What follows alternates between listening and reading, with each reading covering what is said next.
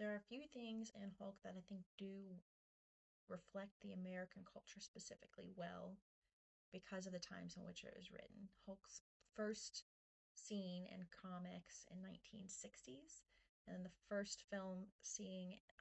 it was 1970, an actual movie, but there were comics and animation throughout there, with Hulk being created in similar ways, having genetic mutations, and then through gamma radiation exposure, him having issues controlling his anger, which affect him growing and shrinking to Hulk. Everything around that has been a little bit fluid of how he was created and why things happened to him and then what he did with it ultimately.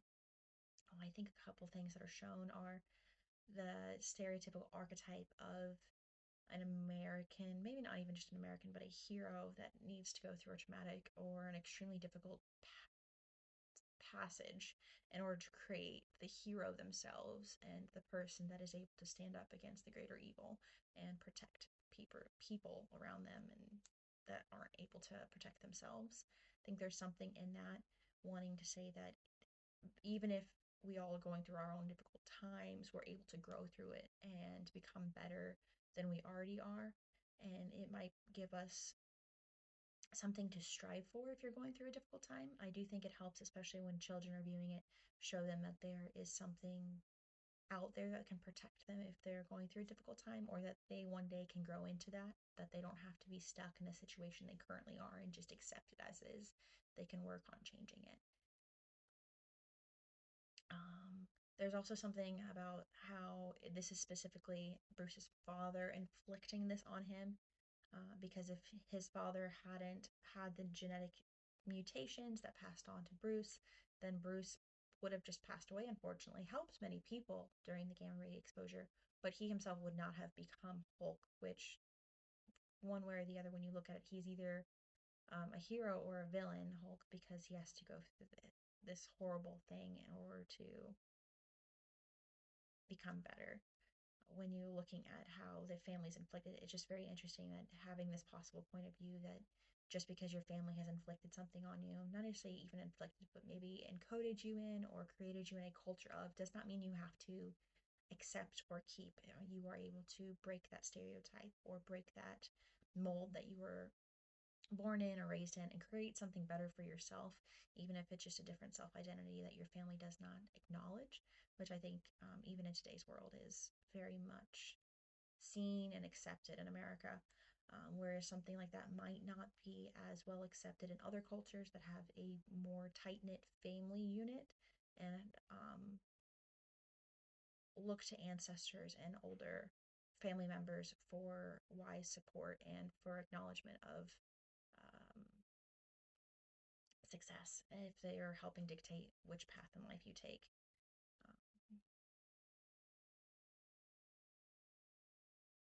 oh, the idea that uh,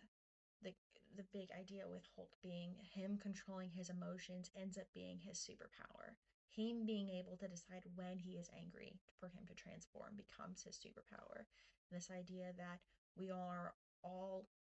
able to have the same superpower, being able to be in control of our emotions and our actions directly affects those around us for better or for worse. We can be our own enemy at times just because we are not able to understand why we feel a certain way, so we lash out and react. If we were all able to take maybe the snippet out of this from Hulk and put it on ourselves, of learning that emotional maturity creates healthy, happy people that are able to help society and themselves thrive and live, that might be a great thing for all of us to learn about society. And I think that is something that we all strive for, knowingly or unknowingly. I think the social importance of this is the striving to become your own individual self despite your family, and striving for that emotional intelligence that Bruce eventually is able to gain through, perseverance and learning about himself and being very familiar with things that make him angry or make him happy, so he's able to work through this. And then it was showing that even as a very smart scientist, that it was still difficult for him to even know himself enough to be able to control Hulk every time he became angry.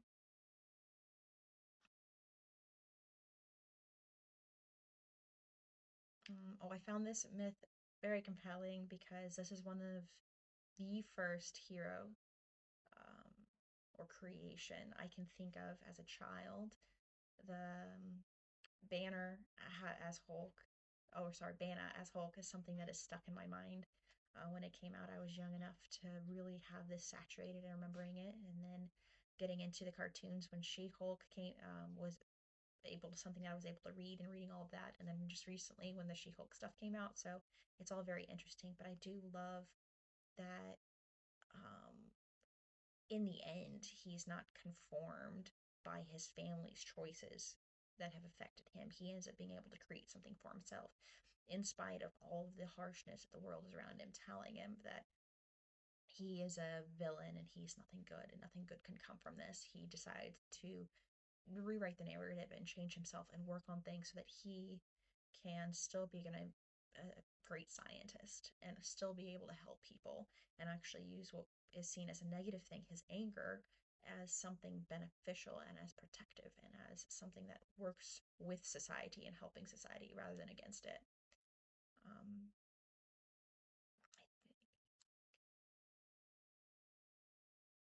yeah, initially I was going to do this on Pele because I do love the Hawaiian myths that they're living there, but I just did not feel like I could do Pele well enough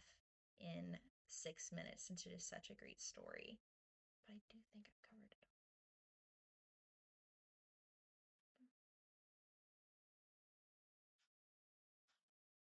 Yeah, I do think the culture that produced it, just America, showing that, especially in the 60s, of it transforming and maybe not having like the typical family settings that they were at the beginning really do affect how Hulk dealt with everything.